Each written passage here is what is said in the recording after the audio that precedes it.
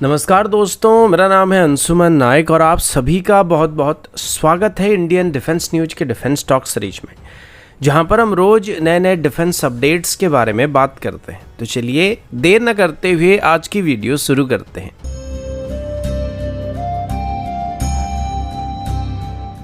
दोस्तों आज बहुत सारे अपडेट्स हैं, तो आज की वीडियो काफ़ी लंबा हो सकता है। तो आज की पहली अपडेट इंडियन नेवी की सबमरीन प्रोजेक्ट को लेकर, जिसके अंदर अभी हम लोग 6 advance diesel electric AIP submarine को खरीदने की कोशिश कर रहे हैं।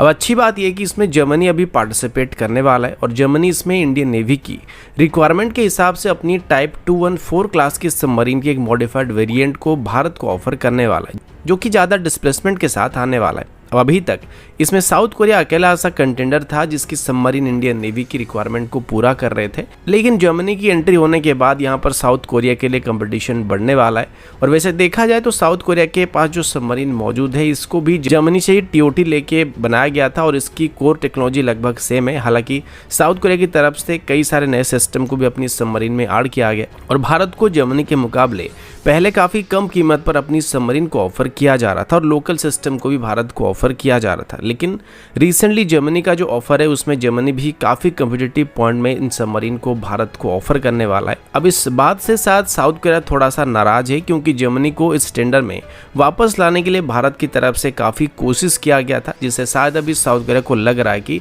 भारत शुरू से ही यही चाहता था कि वो जर्मनी की सबमरीन को एक्वायर करे और इसी वजह से भारत शुरू से जर्मनी को इस टेंडर में वापस लाने की कोशिश कर रहा था। तो साउथ कोरिया को अभी ऐसा लगने लगा है कि भारत शायद उनकी सबमरीन को आगे चल के नहीं खरीदने वाला, जिस वजह से अभी उनका पर्सपेक्टिव और इंटरेस्ट बदलता हुआ दिखाई पड़ रहा है और हो सकता है वो फिर से कोई कम्पिटिटिव ऑफर के साथ भारत को काउंटर कर सकते हैं। लेकिन अभी के लिए मीडिया में बात बताया जा रहा है कि साउथ कोरिया की तरफ से अभी अपनी सबमरीन को कनाडा को एक्सपोर्ट करने की कोशिश किया जा रहा है और उम्मीद किया जा रहा है कि उनको कनाडा की तरफ से ऑर्डर मिलने वाला है, जिस वजह से वो अभी भारत के बदले कनाडा के साथ डील को सील करने के लिए ज़्यादा फोकस कर रहे हैं। बाकी बिजनेस में तो ये सब चलता रहता है, क्योंकि कोई भी कंपनी सिर्फ एक ही कस्टमर के साथ डील करना नहीं चाहेगा। तो मेरा मानना है कि इसमें कोई बुराई नहीं है और ना ही इस पर हमें कोई चिंता करने की बात होने वाली है।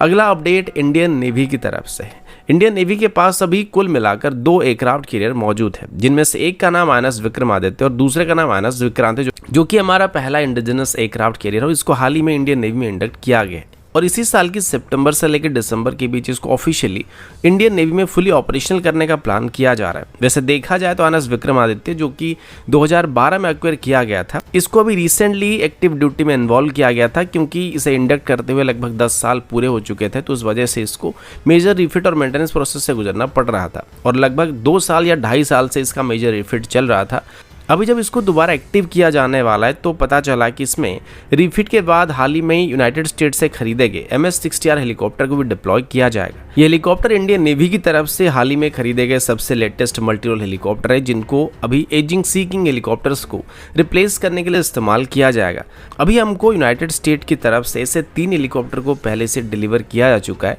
और बताया जा रहा है कि जल्दी से यूनाइटेड स्टेट की तरफ से भारत को 2 और हेलीकॉप्टर को डिलीवर कर दिया जाएगा और ये जो 2 हेलीकॉप्टर अभी इंडियन नेवी को डिलीवर किया जाएगा, इन दोनों को INS विक्रमादित्य में तैनात किया जाएगा। अब देखा जाए तो INS विक्रांत को भी रिसेंटली रिफिट के लिए भेजने का फैसला किया जा रहा है, जिसमें इसकी सभी सिस्टम को एक बार फिर से चेक करने का फैसला किया गया और अभी इसका गारंटी पीरियड भी चल रहा है और हर एक नेवल वेसल की तरह इसको भी लगभग 5 से 6 महीने के लिए डाउन किया जाएगा, जिसमें इसकी हर एक सिस्टम को खास करके इंजन और ट्रांसमिशन जैसे सिस्टम को चेक किया जाएगा और इसको सर्विस और मेंटेनेंस वगैरह प्रोवाइड किया जाएगा। आसान भाषा में कह दो, जिस तरीके से नई गाड़ियों की फर्स्ट सर्विसिंग होती है, ये भी लगभग वैसी तरीके का सिस्टम होने वाला है और इसे इसी साल के एंड तक नेवी में फुली ऑपरेशनल करने का भी प्लान किया जा रहा है और तब तक INS विक्रमादित्य हमारा इकलौता एक्टिव एयरक्राफ्ट कैरियर होने वाला है। अगला अपडेट प्रेडेटर ड्रोन्स को लेके। आप सभी जानते हैं कि इन ड्रोन्स को दुनिया की सबसे बेहतरीन ड्रोन्स में गिना जाता है और लगभग 2018 से इनको खरीदने के लिए भारत और यूनाइटेड स्टेट के बीच बातचीत चलता आ रहा है। लेकिन प्रॉब्लम ये है कि इनकी कॉस्ट काफ़ी ज़्यादा था, जिस वजह से भारत की तरफ से इनको खरीदने के लिए फंड्स को सैंक्शन नहीं किया जा रहा था और इनिशियली ऐसे 30 ड्रोन को खरीदने का प्लान किया गया था, जिनको बाद में 18 तक रिड्यूस करने का फैसला भी किया गया था।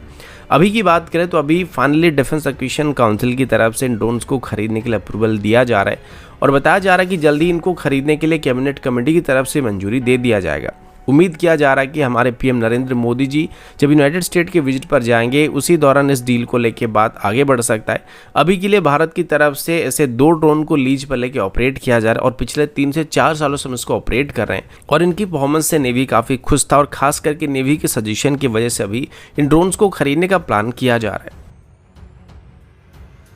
अगला अपडेट भी इंडियन नेवी की तरफ से। आप सबको ये बात पता होगा कि जब से रशिया और यूक्रेन के बीच लड़ाई शुरू हुआ है तब से इंडियन नेवी के लिए जो सबसे बड़ी चिंता की बात थी वो इंडियन नेवी की वॉरशिप्स में इस्तेमाल होने वाली यूक्रेन ओरिजिन इंजन्स थे। भले ही भारत रशियन ओरिजिन डिस्ट्रॉयर्स और फ्रिगेट जैसे वॉरशिप्स का इस्तेमाल करता है, लेकिन सभी में यूक्रेन के इंजन का इस्तेमाल किया जाता है और इन सभी को यूक्रेन की तरफ से सप्लाई किया जाता है और इन दोनों के बीच कॉन्फ्लिक्ट होने की वजह से भारत को इन इंजन्स की स्पेयर पार्ट और सर्विस को हासिल करने में परेशानी हो सकता है, जिस वजह से पिछले 1 सालों से भारत की तरफ से अपनी सभी एग्जिस्टिंग वेसल्स में इस्तेमाल होने वाली यूक्रेनियन इंजन्स की एक अल्टरनेटिव को तलाश करने की कोशिश किया जा रहा है, जिसमें अभी तक हमको खास ब्रेक थ्रू नहीं मिल पाया था। लेकिन अभी रशिया की तरफ से भारत को इस बात का आश्वासन दिया जा रहा है कि इसमें भारत को चिंता करने वाली कोई बात नहीं है और वो भारत को ज़रूरत पड़ने पर भारत की सभी एग्जिस्टिंग वॉरशिप के लिए सभी प्रकार की स्पेयर पार्ट और मेंटेनेंस को प्रोवाइड कर सकता है और खास करके वो अभी यूक्रेनियन इंजन्स के बदले भारत को रशियन ओरिजिन इंजन्स को ऑफर कर सकता है, जिनको भारत अपनी फ्यूचर फ्रिगेट्स में और वॉरशिप्स में इस्तेमाल कर सकता है और इनको Russia make in India initiative के अंदर भारत को ऑफर कर रहा है। हालांकि भारत अभी खुद की मरीन इंजन को भी डेवलप करने की कोशिश कर रहा है, जिसमें हमको काफी हद तक सफलता भी मिल चुकी है। लेकिन अभी गोवा सीपैड में जिन 2 फ्रिगेट्स को भारत बना रहा है, जिसको रशिया के साथ कोलैबोरेट करके बनाया जा रहा है, उनके लिए अभी हमें इंजन की जरूरत पड़ने वाली है। पहले इसमें यूक्रेन की इंजन का इस्तेमाल करने का प्लान किया गया था, लेकिन अभी यूक्रेन जो हालत में है शायद वो सही समय पर भारत को इंजन को सप्लाई कर पाएगा। और अभी भारत की बात करें तो वो भी डायरेक्टली यूक्रेन का इंजन का इस्तेमाल करना नहीं चाहता है और इसके बदले रशिया की सटन की तरफ से भी भारत को एक और अल्टरनेट इंजन ऑप्शन दिया जा रहा है, जिसे भारत अभी गोवा सीपैड में बनाए जाने वाले अपनी तलवार प्लस क्लास की फ्रिगेट्स में इस्तेमाल कर सकता है। अगला update C-130J super Hercules aircraft की तरफ से है। भारत पहले से इन एयरक्राफ्ट को ऑपरेट करता है और इसको इंडियन एयरफोर्स का एक बहुत ही रिलायबल मीडियम ट्रांसपोर्ट एयरक्राफ्ट कहा जा सकता है, जिनको कई तरह के मिशन में इंडियन एयरफोर्स की तरफ से डिप्लॉय किया जाता है। अभी रिसेंटली इंडियन एयरफोर्स की तरफ से अपनी AN-32 एयरक्राफ्ट की फ्लीट को रिप्लेस करने के लिए एक मीडियम लिफ्ट एयरक्राफ्ट को खरीदने का प्लान किया गया था, जिसमें 18 से 30 टन क्लास की कोई एयरक्राफ्ट को भारत खरीदने वाला है। अब इसमें C-130J एक बहुत ही बड़ा दावेदार है। इसके अलावा इसमें C-390 मिलेनियम जैसे एयरक्राफ्ट भी पार्टिसिपेट करने वाले, लेकिन लॉकहीड मार्टिन की तरफ से अब इस ऑर्डर को हासिल करने के लिए बहुत ही पॉजिटिव स्टेप को लिया गया है और अभी लॉकहीड मार्टिन की तरफ से टाटा एडवांस सिस्टम के साथ कोलैबोरेशन करने के लिए बातचीत किया जा रहा है, जिसमें वो आगे चल के C-130J सुपर हरकुलिस एयरक्राफ्ट को भारत में बनाने के प्लान कर रहे हैं। लॉकहीड मार्टिन को बात पता है कि अगर ये टेंडर उनको मिलता है तो इसमें भारत कम से कम 60 से 80 एयरक्राफ्ट को खरीद सकता है, जो कि एक बहुत ही बड़ा ऑर्डर होने वाला है। और पहले से ही टाटा एडवांस सिस्टम की तरफ से लॉकहीड मार्टिन की C-130J एयरक्राफ्ट के लिए कुछ सब सिस्टम को अभी भारत में बनाया जा रहा है और आगे चल के इसको कंप्लीटली भारत में बनाने का प्लान भी किया जा रहा है, जो कि सिर्फ भारत की नीड को नहीं बल्कि आगे चल के ग्लोबल डिमांड को भी पूरा कर सकता है और एक सप्लाई चेन को यहाँ पे भारत में एस्टेब्लिश किया जा सकता है। अभी लॉकहीड मार्टिन का कहना है कि अगर इनको भारत में बनाना शुरू किया जाता है तो टाटा लॉकहीड मार्टिन एरोस्पेस की तरफ से इन एयरक्राफ्ट्स को भारत में बनाया जा सकता है और इनिशियली इसमें 85% तक इंडियन सिस्टम यानी कि लोकल सिस्टम का इस्तेमाल किया जा सकता है और बाद में इसको 95% तक इंक्रीज करने की कोशिश किया जा सकता है, जो कि एक बहुत ही बेहतरीन ऑफर है। और वैसे भी C-130J सुपर हरकुलिस एयरक्राफ्ट को लेके हम कोई भी सवाल नहीं कर सकते और ये बहुत ही रिलायबल प्लेटफॉर्म रहा है और अगर इसे भारत में अभी बनाने का मौका मिलता है और लोकल प्रोडक्शन का मौका मिलता है तो जरूर ये भारत के एरोस्पेस सेक्टर के लिए बहुत ही बड़ा अचीवमेंट होने वाला है। अगला अपडेट टैक्टिकल यूएवीज को लेके। आप सबको ये बात पता होगा कि आजकल यूएवीज का इस्तेमाल किस हद तक बढ़ चुका है और डिफेंस सेक्टर में कई तरीके की यूएवी का इस्तेमाल किया जा रहा है। अब टैक्टिकल यूएवी वो यूएवी होते हैं जिनको शॉर्ट डिस्टेंस के लिए इस्तेमाल किया जाता है। ये कॉम्पैक्ट होते हैं, ईजी टू लॉन्च और रिकवर होते हैं और खास करके बैटल फील्ड में जल्दी से दुश्मन की पोजीशन के बारे में पता लगाने के लिए इसका इस्तेमाल किया जा सकता है। अब वैसे तो हमारी कई प्राइवेट सेक्टर कंपनी की तरफ से भी अलग अलग तरह की यूएवी को बनाने की कोशिश किया जा रहा है, लेकिन अभी VML की तरफ से भी एक टैक्टिकल यूएवी को डेवलप किया गया था। इसे खास करके आईआईटी कानपुर के साथ टाइप करके या कोलैबोरेट करके बनाया गया था और पहली प्रोटोटाइप की इंटरनल टेस्टिंग को कंप्लीट किया जा चुका था और इस यूएवी की पहली स्केल मॉडल को एरो इंडिया शो के दौरान भी डिस्प्ले किया गया था। इस यूएवी का टोटल वेट करीब 25 केजी के आसपास होने वाला और इसमें करीब 3 केजी तक की पेलोड को भी कैरी किया जा सकता है। इसमें अभी के लिए डे नाइट कैमरा को इस्तेमाल किया जा रहा है, जिनको नॉर्मल सर्वेलेंस के लिए इस्तेमाल किया जा सकता है। इस यूएवी का रेंज करीब 50 किलोमीटर तक होने वाला और ये करीब एक बार में 8 घंटे तक ऑपरेट कर सकता है। VML की तरफ से बताया जा रहा है कि इसकी इंटरनल ट्रायल अभी कंप्लीट करने के बाद वो इंडियन आर्मी के साथ भी बातचीत कर रहे हैं, जो कि इसकी यूजर ट्रायल को शुरू कर सकता है। और जिस कैटेगरी का ये यूएवी है, इसे इंडियन आर्मी की फॉरवर्ड यूनिट्स में इंडक्ट किया जा सकता है और इसको अभी हमारी पैरामिलिट्री फोर्सेस को भी ऑफर करने की बात VML की तरफ से किया जा रहा है।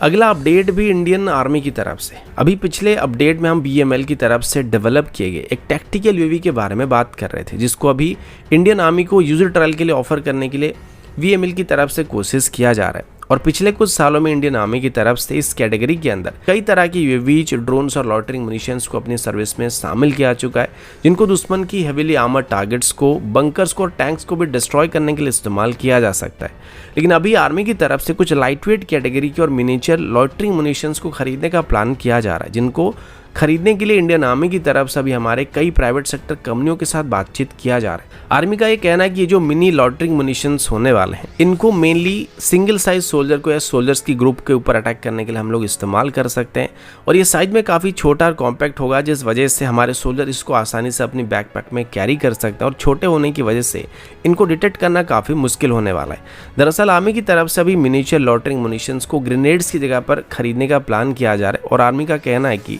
अभी मॉडर्न थ्रेट को देखते हुए ये मिनी लॉटरिंग मुनिशन ग्रेनेड्स का इफेक्टिव अल्टरनेट हो सकते हैं। अब इनकी कॉस्ट की बात करें तो जाहिर सी बात है कि इनका जो कॉस्ट होगा वो एक नॉर्मल ग्रेनेड के मुकाबले महंगा ही रहने वाला है, लेकिन आर्मी के मुताबिक वर्तमान की एग्जिस्टिंग लॉटरिंग मुनिशन की कॉस्ट के हिसाब से लगभग 10 से 20% तक ही होने वाला है। आर्मी के मुताबिक इनकी रेंज लगभग 300 मीटर तक होना चाहिए, जिस वजह से हैवी फायर फाइटिंग के दौरान हम इसको सप्रेसिव वेपन की तरह भी इस्तेमाल कर सकते हैं। अब वक्त आ गया है पिछले वीडियो में पूछे गए सवाल का जवाब देने का। तो पिछले वीडियो में हमने आपसे पूछा था कि वर्तमान इंडियन एयरफोर्स की किस एयरक्राफ्ट में डीआरडीओ की तरफ से डेवलप किए गए स्मार्ट एंटी राइफल वेपन को इस्तेमाल किया जा सकता है, जिसमें से ऑप्शन में दिए गए जवाब में से Su-30M का इसका सही जवाब था और आप में से लगभग सभी लोगों ने इसका सही जवाब दिया था। अब बात करते हैं आज के सवाल की, जिसको आप अपनी स्क्रीन पर देख सकते हैं। जिनको भी इसका सही जवाब पता होगा तो आप कमेंट करके बताना मत भूलिएगा। तो दोस्तों अभी के लिए इतना ही, मिलता हूँ आपसे अगले वीडियो में, तब तक के लिए जय हिंद, वंदे मातरम।